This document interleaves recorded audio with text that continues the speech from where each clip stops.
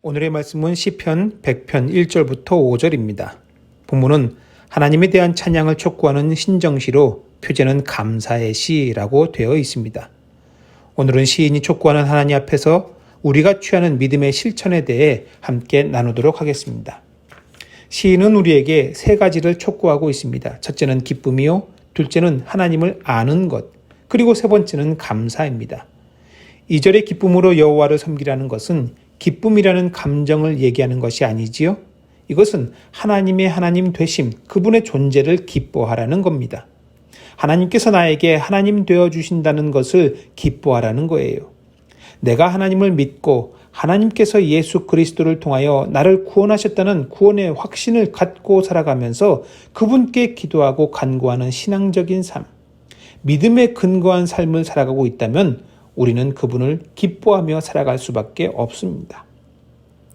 두 번째, 여호와가 우리 하나님이신 줄 너희는 알지어다. 시인은 하나님의 하나님 되심을 알라고 촉구해요.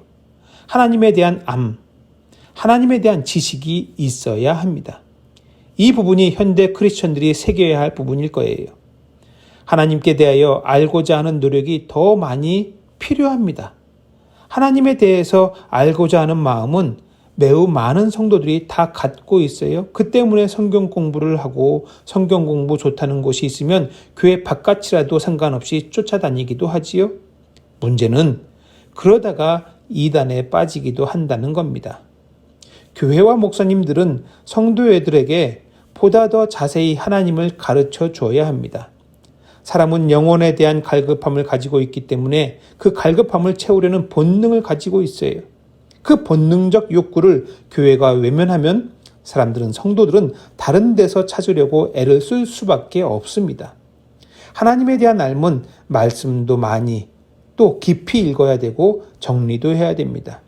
문제는 많이 읽고 깊이 묵상하는 것까지는 우리 한국 성도들이 참 잘하는데 정리하는 것이 쉽지 않다는 거지요. 이것은 신학적인 작업입니다. 그렇기 때문에 성도들에게 신학교육이 필요한 거고요.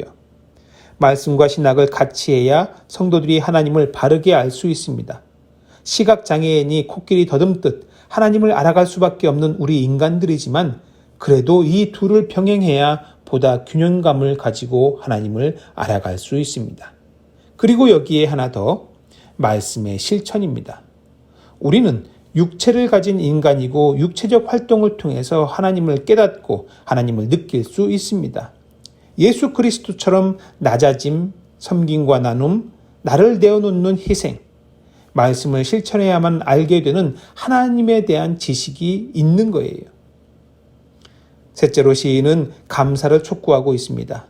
감사함으로 그의 문에 들어가며, 감사는 응답하는 자세입니다. 나를 향한 하나님의 은혜, 나를 불러주심에 대한 응답입니다. 내가 어떤 존재인지, 벌레만도 못한 존재, 지옥 불쏘시개로 쓰기도 부족한 존재라는 것을 알면 그런 나를 불러 구원의 자녀 삼아주시고 복음의 사명을 맡겨주시고 사명을 감당할 수 있는 힘을 주시며 여전히 부족한 나를 위하여 동행하시는 수고를 아끼지 않으시는 하나님에 대한 감사인 거지요. 하나님을 기뻐하고 하나님을 더 알아가고 하나님께 감사하는 것.